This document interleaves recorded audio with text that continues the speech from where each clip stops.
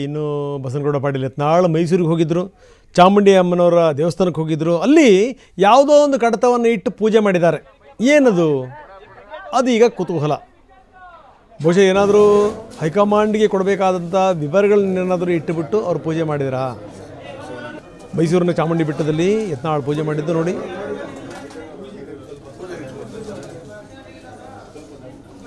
ಬಹುಶಃ ಅದನ್ನು ನೋಡಿದ್ರೆ ಅದು ಬೇರೆದೇ ರೀತಿಯ ಕಡತ ಇರಬೇಕೇನೋ. ಅದು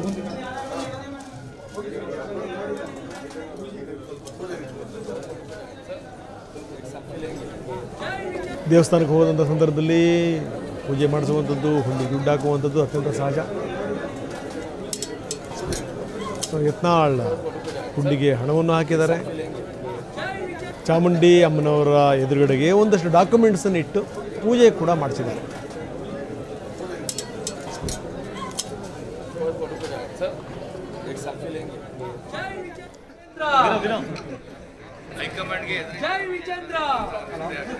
ಇನ್ನು ಇದೇ ಸಂದರ್ಭದಲ್ಲಿ ಜೈ ವಿಜೇಂದ್ರ ಅನ್ನುವಂಥ ಘೋಷಣೆಗಳು ಕೂಡ ಮೊಳಗಿದ್ವು.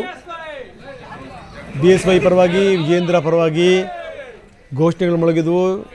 ಯತ್ನಾಳ್ ಅವರಲ್ಲಿದ್ದಂಥ ಸಂದರ್ಭದಲ್ಲೇ ಈ ರೀತಿಯ ಘೋಷಣೆಗಳು.